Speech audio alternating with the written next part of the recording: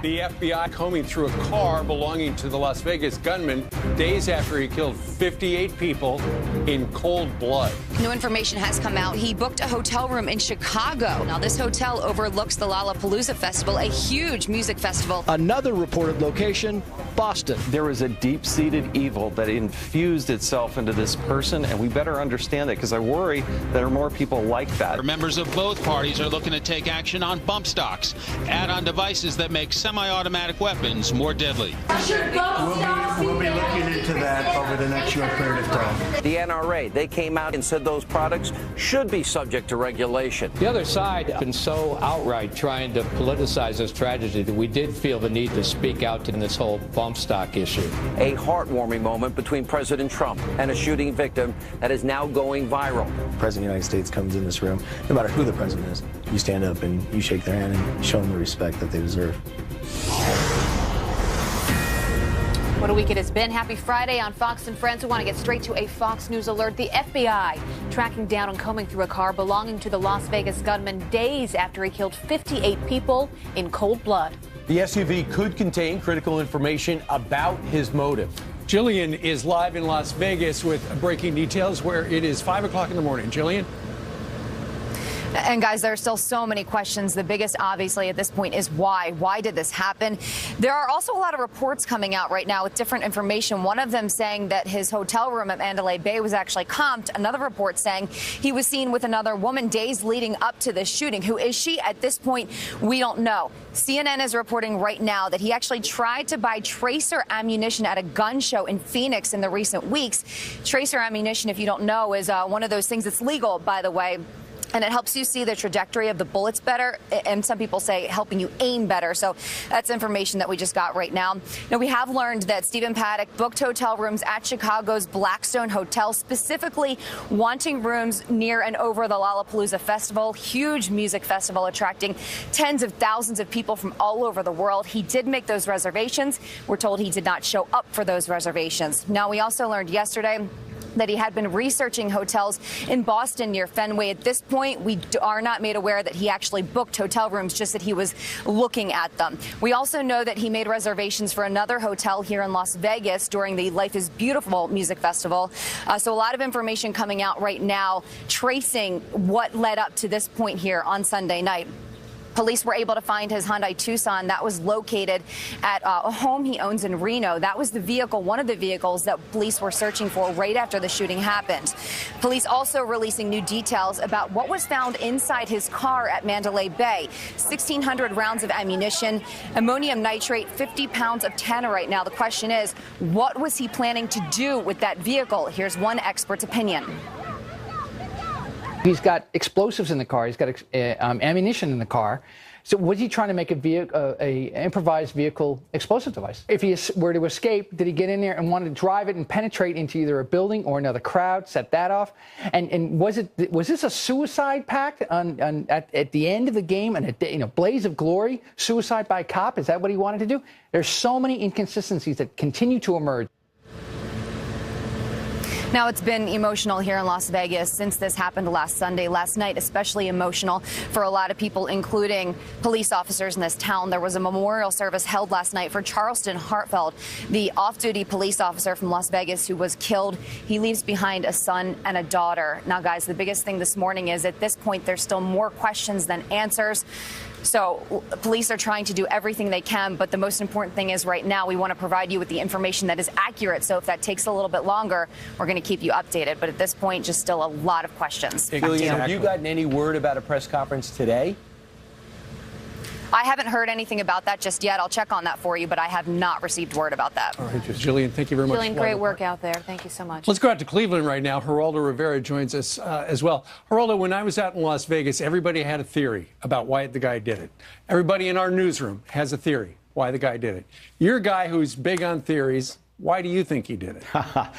Well, you know, I think that because the vast majority of us live normal lives, we react to things in a way that's reasonably within the bounds of the human experience and so forth. We just can't get our arms around true evil or such a colossal ego that you want to do something, a big splash. You want your life to have some meaning. So the meaning that you choose is one of these horrific crimes whereby you inflict as much pain and misery and suffering to as many people as you possibly can to some way inflate your own sorry existence. I think of this this whole thing as as a diabolically insane egotist who sought to inflict the biggest splash he possibly could on the human race. I mean, not unlike Hitler. I mean, I do believe that this person was pure evil and insane in a way, not insane that he thought his gun was a banana. That's an insanity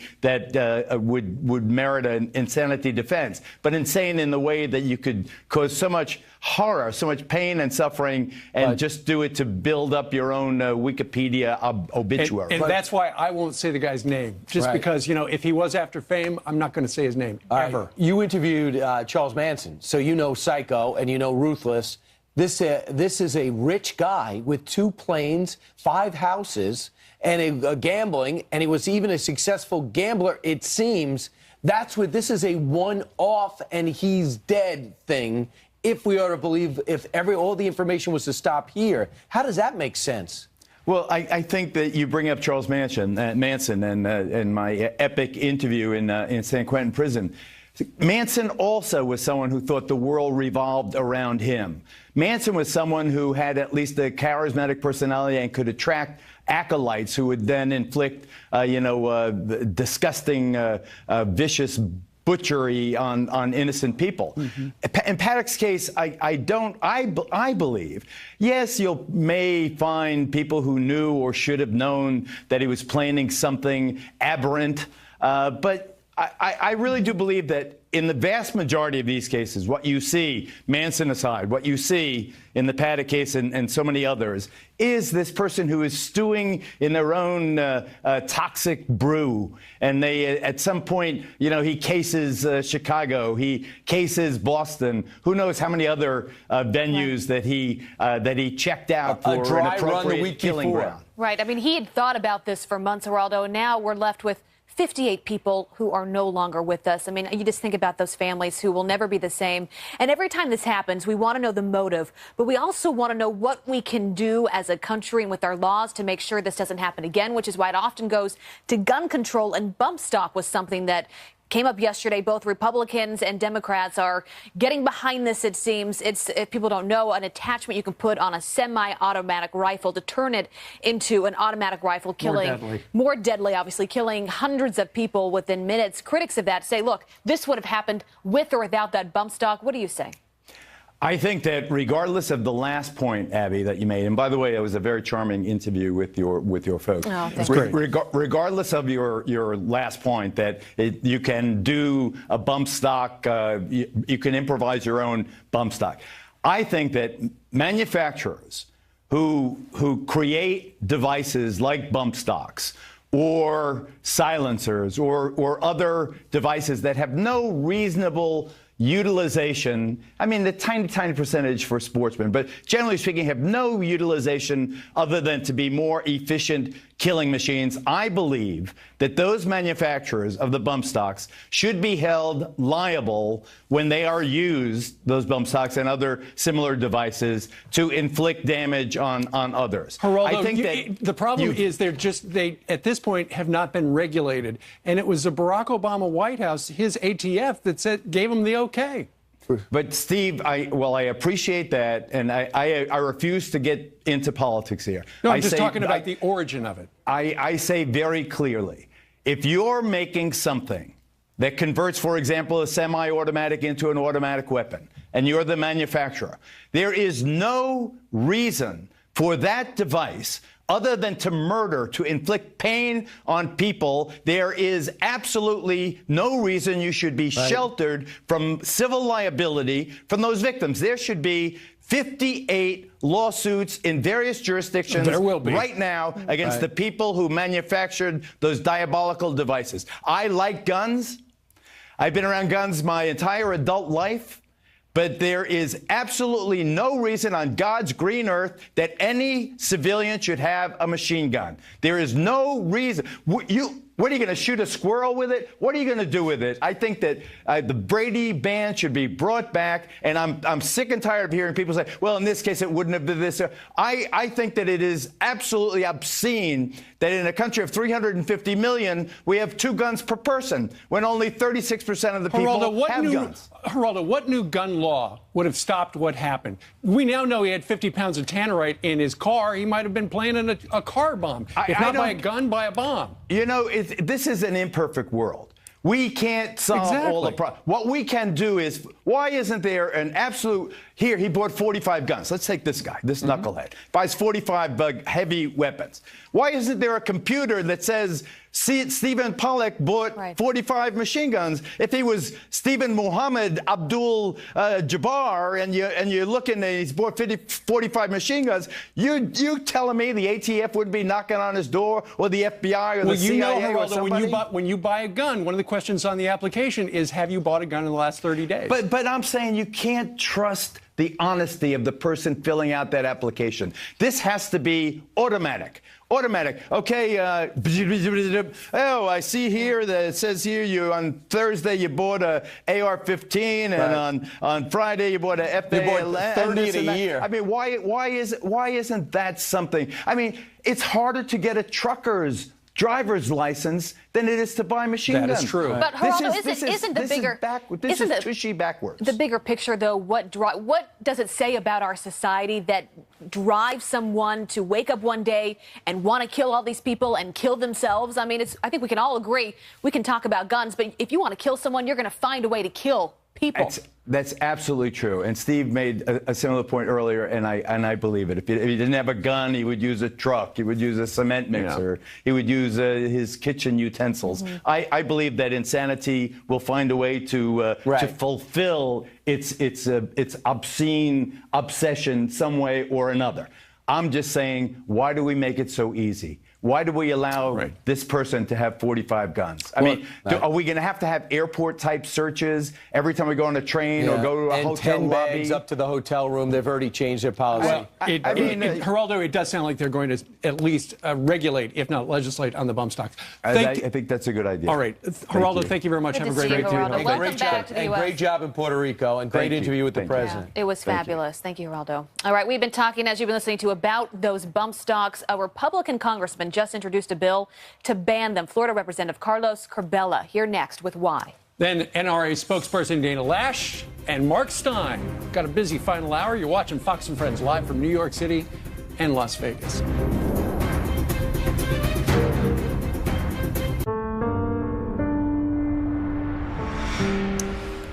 A dozen of the Vegas gunman's weapons were outfitted with bump stocks, which we've been talking a lot about in the last couple of days. The devices enable semi-automatic weapons to fire faster, like you see there. Now there's growing bipartisan support for a potential regulation of these devices. Florida Republican Congressman Carlos Curbelo has just introduced a bill to do just that. He joins us live from Statuary Hall in our nation's capital. Congressman, good morning to you. Steve, good morning. It's good to be with you. Okay, you know, there are a lot of people who say they can go ahead, they could legislate, they could regulate this thing, but even if he didn't have them, would that have stopped what happened in Las Vegas this past week? I think it'd be disingenuous to say that had this law been in effect, the tragedy could have been prevented. I think it's more accurate to say that it could have been mitigated, that maybe it would not have been as tragic, maybe fewer people would have died, because what we're seeing here is that someone is using a device that is turning a legal semi-automatic weapon into an automatic weapon, which under the law is illegal since 1986. And I think most Americans, and certainly most members of Congress in both parties, think that automatic weapons should not be in the hands of ordinary citizens. Absolutely. And, you know, you know, Congressman, until this past week, I don't think the average person had ever heard of a bump stock, had no idea what they did. What would your law do? So essentially, we would prohibit the possession, transfer, any transactions having to do with these devices, anything that would lead towards legal weapons, semi-automatic weapons, or any kind of weapon being converted into an illegal automatic weapon, which can obviously be used for a massacre of this nature. I mean, some of these bump stocks allow weapons to fire up to 800 bullets per minute. I think most people would agree that's excessive. Those are weapons that should be perhaps in the hands of the military, in some cases law enforcement, but not ordinary citizens. Right.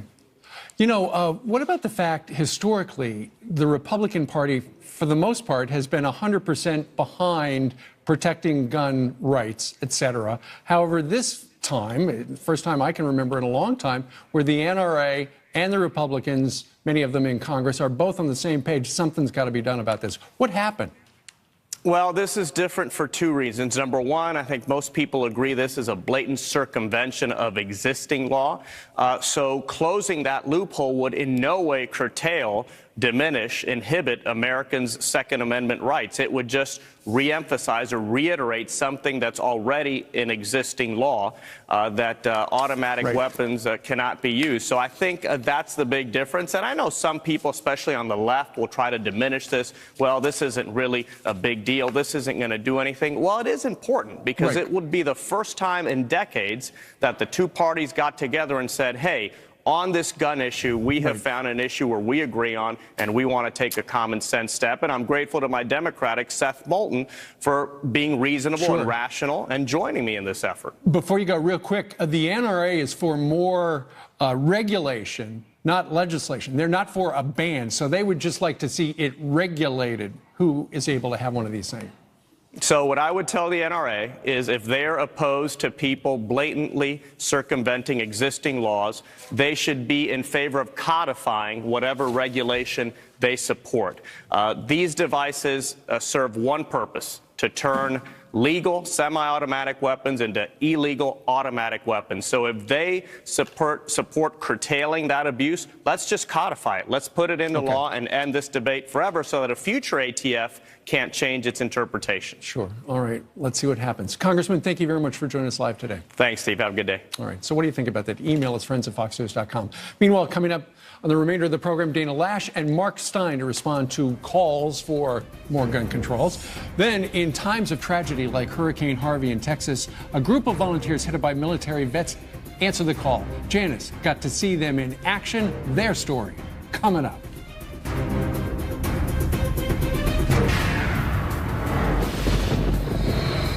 And we are back with some extreme weather. Louisiana and Florida now under a state of an emergency as people brace for another possible hurricane this weekend. All right, get ready. We're up to the ends. Tropical storm Nate already drenching Central America and killing at least 22 people as it makes its way toward the Gulf. I want to bring in Janice Dean now. Janice, this is like a bad dream. I mean, the one good thing is this storm is going to move quickly. The bad news is we do think it's going to be a hurricane and affect areas that are very vulnerable to hurricanes. We're talking about New Orleans, Louisiana, Mississippi, Alabama. So it's a tropical storm right now. And I want people to be, making their preparations and completing them because it's going to make landfall on Sunday. So this is a weekend event, and we think perhaps strengthening as it makes landfall. Storm surge, heavy rain, tropical storm force winds, and we have a hurricane watch in effect, including the city of New Orleans. And then we have tropical storm warnings that extend into Florida, in towards central Louisiana. Right. So this is going to be, listen, it's not going to be a huge major hurricane, but it's going to impact areas that are very vulnerable to storm surge. Like New Orleans, which is under sea level. Right, and places that have already been hit, Florida and, Texas, which you just went back to, because it's so important to remember the people that are still recovering after the breaking news and the hurricane hit. And in some cases, it's not going to take not only months, but years to rebuild. So I went out to Texas last weekend, guys, and I want to bring you this package of wonderful Americans that go out to help one another, and they do it free of charge. Team Rubicon is the group that I follow to Texas, Wharton, Texas, and I want you to meet them too.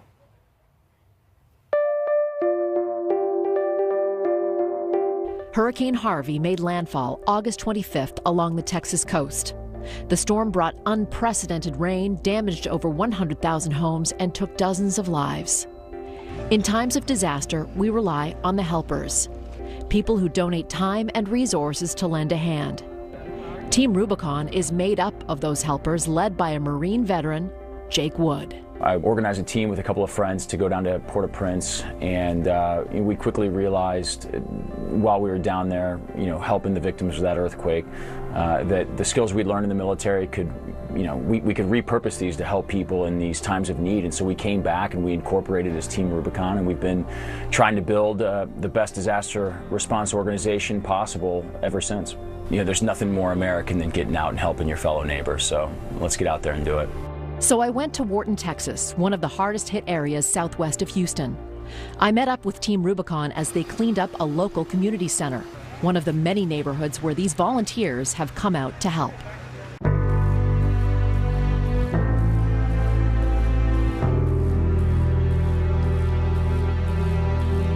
If you really want to make a difference, if you want to change lives, go look up this group called Team Rubicon. Texas tough, Texas strong. It's about knowing who your neighbors are well before a disaster, so that when disaster strikes, you know who in your community may need your help the most. Maybe they're disabled, maybe they've got limited mobility, maybe they just need a helping hand to get back on, back on track. It's humbling. People here have lost so much.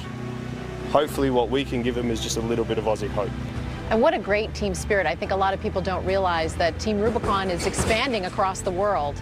And it's all about community. It doesn't matter where you're from. Disasters bring out the worst in situations, but they also bring out the best in humanity. So they'll bring people together. There's more things that unite us than there is that divide us. I was in the Army for 20 years. I think just about anybody that's been in the military is used to just getting after a job. It's like, hey, here's what we got to do, and working as a team and getting it done. It's very fulfilling. You could sit around and you could talk about what's going on and about what people are going through, but if you want to do something, you got to get up and do it. Heavenly Father, we thank you for these angels on earth. We thank you for these people that give out of their day, out of their lives, to come to our little town of Wharton. One lady, we finished her house, and she said, well, I got to ask you the hard question now. How much is this going to cost me? We're like, man, we're all volunteers. This is free. And she cried and she broke down to her knees, and it was a special moment. I am in love with all the teams. It makes my heart feel great that people from all over the world, think about others that's in need. And, when you have a servant heart, that means everything. Can I give you a hug?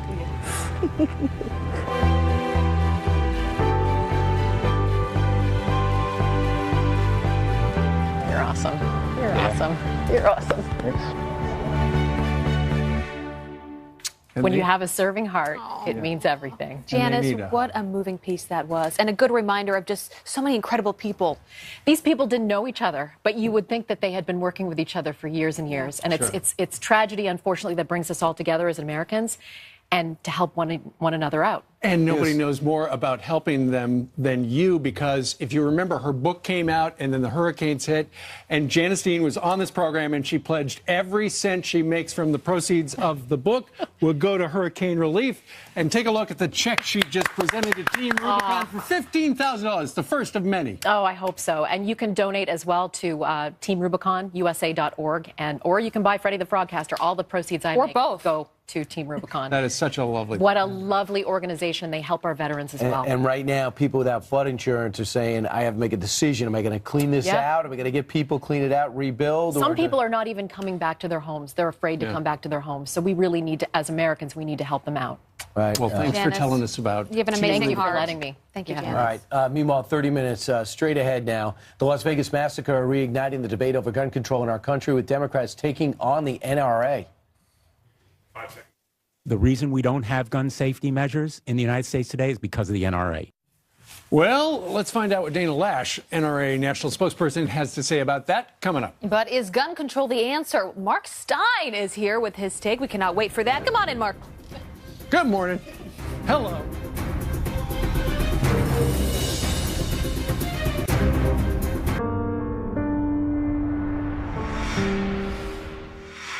"27 minutes after the hour now. Mark Stein has been doing some very insightful instant analysis with Tucker all week long and throughout the channel. And we're just trying to piece together who this is. And you were actually on the night when when the sheriff came out and kind of just had a fit of a stream of consciousness about what could have happened and was he acting alone. Where do you think this whole thing is heading? Well, I think there's nothing accidental about this. The fact that he was scoping out locations in Chicago and Boston. This is not a guy who snapped. This is a meticulous man who has had this in mind for months. It's interesting to me. His behavior is much closer to that of a contract killer than of some wacko who snaps. In other words, this is professionally planned and things go wrong along the way and he adapts, but in the end he reaches a target and he succeeds in pulling something off. And you know what, Mark, to your point with the contract killer, you know, that's not a suicide thing. He planned to get away, and perhaps that's why the new news is 50 pounds of tannerite in his car. That's the same explosive the bomber here in New York used down in Chelsea to make those pressure cookers. Absolutely. And to me, the other thing is that's interesting about this, Steve, is that there's nothing, I don't think anything is coincidental about this. You know, in some strange way, it's a bit like Agatha Christie, Murder on the Orient Express. A plot spoiler, they all did it, and all the explanations could be correct. It could be both some kind of complex psychological relationship with his father, who was a career criminal. It might even be that ISIS is correct, and he'd sent an email to somebody saying, "I'm going to do this for you guys." The thing is, this guy is so unlike all the other characters that actually you have to really throw away the standard playbook on these. Where do you fall in the gun control debate? Because that's where it always goes after something like this happens. Because, of course, no one wants this to happen. No one wants this to happen again. And yesterday, there seemed to be some agreement on this bump stock that he used on apparently 12 of the guns that allows you to shoot basically as many people as possible within a matter of minutes. Well, you know, Abby, I mean, this is one of the things I find slightly ridiculous about those of us in the media. None of us had ever heard of a bump stock a week ago. And now we say it like it's second nature. Bump stock, bump stock, bump stock. Us and lawmakers. Yeah, and lawmakers as well. And as I understand it, this was something that the Obama administration approved because it was supposed to help disabled people. Right. So in other words, we can ban bump stocks, and something that is supposed to do something else entirely will be the problem in 2 years' time. What's interesting to me about Democrats is they have the First Amendment and the Second Amendment kind of exist and support each other. But Democrats' biggest victory after one of these mass shootings was after the church shooting, where they succeeded basically in getting the Confederate flag ruled verboten and mothballed and gone. And they're much more successful in their assaults on freedom of expression, because that's a kind of abstract concept, than they are on gun rights. And I would reckon that's the way to go for them. You know, Mark, Democrats responded, as many would expect them to call for more legislation. But Republicans have responded in a way it's like, you know what, maybe we should do something not and we just had a congressman on who wants to write a bill, but at least regulate who can use those things, which is new for Republicans. Yeah, but Republicans tend to get forced into concessions on these things because they feel vulnerable. And really the politics of this is for example, in the Democrat Party, the glamorous romantic figure on the Democrat side is Bernie Sanders, who comes from a state with one of the most liberal set of gun laws, which he has always supported. And there's all kinds of guys with all kinds of guns in the broken down northeast kingdom of Vermont, as they call it, poorest part of the state. They all vote Bernie. They all love their guns, and he's not going to mess with them. Well, that's true. And I would say this. I think that if you look at a situation, first we hear got to do better on background checks. Then we hear mental health. Well, he had no mental health issues, and the background checks were indeed passed. Then some say, wait a second, should you be going to a gun store and saying, this is your 27th gun, Mr. Stein? Well, what can I ask you what you're doing with that? And especially on the radio, people will call up and say, wait a second, that means you're talking about a national registry. Why do I know that you bought 27 guns? What are you trying to do with that? Right, and I think, and the other lesson of this, Brian, is that I would say generally American legal scrutiny always has too many false positives. You know, so it's like at the airport where it's the little old lady with the leg caliper who they have to dismantle and take apart, or it's the pumpkin pie mix just before Thanksgiving that could be weaponized. You're going to have all. I'm being serious here, Steve. What you want is laws that are narrowly drawn that strike the people they're intended to strike. And here we tend to kind of just come up with things that drag too many peripheral I had a people. special ops guy just write me and say, yeah, we get those same devices, only a bit more sophisticated, and no one uses them because we can shoot almost as fast, almost as much, and we can do much more accurate. You lose almost all accuracy. That's with right. them. That's right. And the whole thing heats up, and and can jam when you use. And he these. had a bunch of jam guns. Yeah, and he had a bunch of jam guns. So this whole bump stock fever might be nothing other than something particular to this one guy in this one situation. Very interesting. Yeah, well, as you said, most of us are learning about it for the first time last night or this morning. Mark Stein, always good to have you on. Hey, Great perspective. good. You've had a busy week.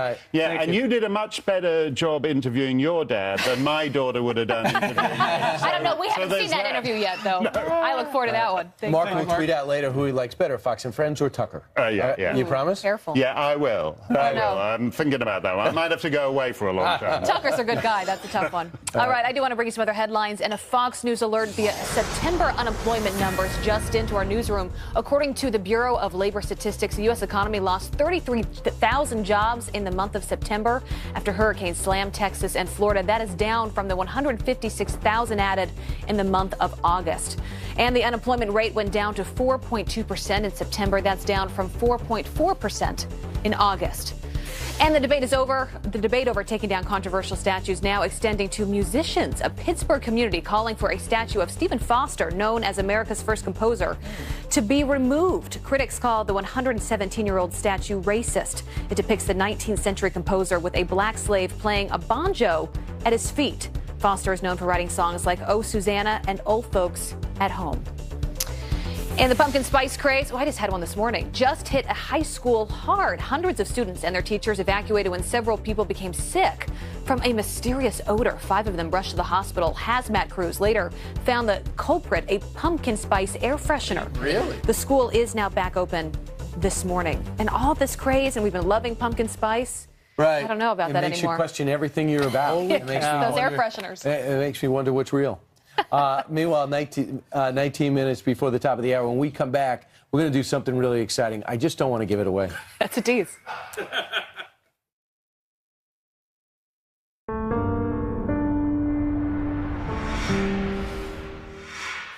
The Las Vegas massacre reigniting the debate over gun control in our country, with Democrats now taking on the NRA and the GOP. I can't believe that one whole political party in the greatest country on earth is totally sold to the gun lobby. Break from the NRA, which is making things worse, and work with us to get something done. Let's face it, the reason we don't have gun safety measures in the United States today is because of the NRA. Here with the reaction, and for her first interview since the Las Vegas massacre, NRA national spokesperson Dana Lash. Dana, what do you make of those Democrats who were complaining about the NRA? It sounds like the NRA is interested in doing something about these bump stocks.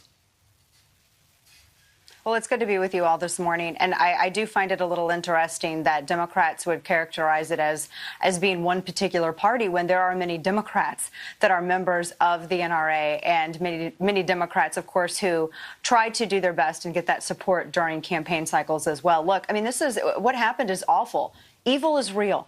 Evil is real, and monsters exist among us. And the thing is, whatever Dianne Feinstein introduces, whatever ends up happening in Congress, I think we just want the ATF to do their jobs and be consistent on certain matters. I don't think that we want to get dragged into this dog and pony show, because Dianne Feinstein, of course, would ban every single element of a semi-automatic until the entire semi-automatic is banned entirely. The bottom line, though, is that the NRA exists for its members. The NRA works with millions of law-abiding, innocent Americans all across this country.